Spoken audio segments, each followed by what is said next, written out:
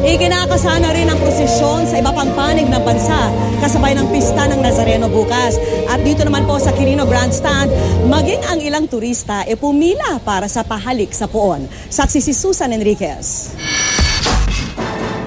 Nitong buong maghapon, matinding init ang nakadagdag sa kalbaryo ng pagpila sa pahalik sa itim na Nazareno. Katunayan, mahigit 30 deboto ang nahilo at dinala sa MMDA First Aid Station. Meron ding mga hinimatay. Karaniwan sa init, tapos yung ibang mga deboto natin na di sila kumakain, parang sakripisyo nila sa pagpunta nila dito.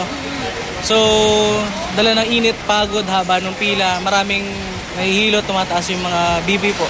Pero di nito natinag ang pananampalataya ng mga deboto.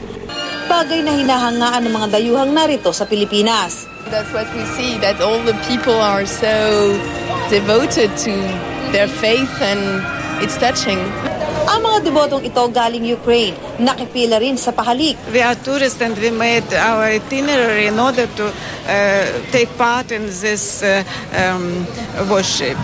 Kahit ang Korean journalist at documentary filmmaker na si Han Sung-sik, naniniwala na rin daw sa himala ng poon matapos lumahok sa pahalik.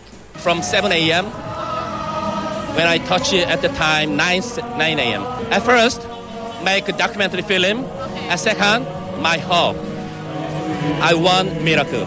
Kahit bisperas ng pista ng Nazareno sa barangay 306 sa Quiapo, di kalayuan sa Quiapo Church, nagdaos ng beauty pageant para sa mga bading. What is the essence of the festivity of the Black Nazarene? I believe that by the essence of the Black Nazarene, it will remember or it will help to have conscience.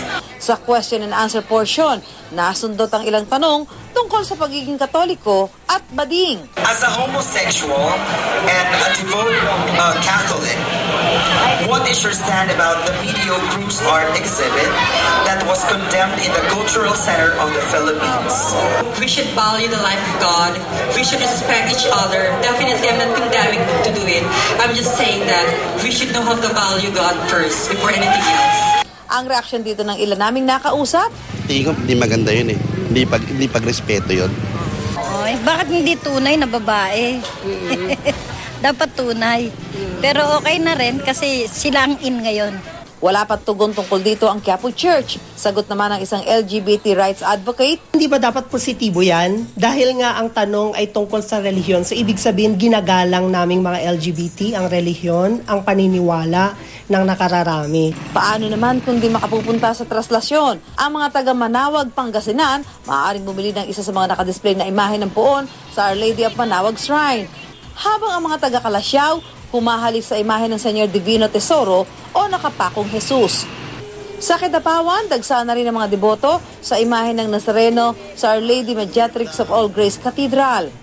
At kasabay ng traslasyon bukas, ang ika-5 taon ng prosesyon ng Poong Nazareno sa Matina, Davao City. May taon ng prosesyon din sa Cagayan de Oro City. Naghigpit na doon ng seguridad. Ako, si Susan Enriquez, ang inyong saksi.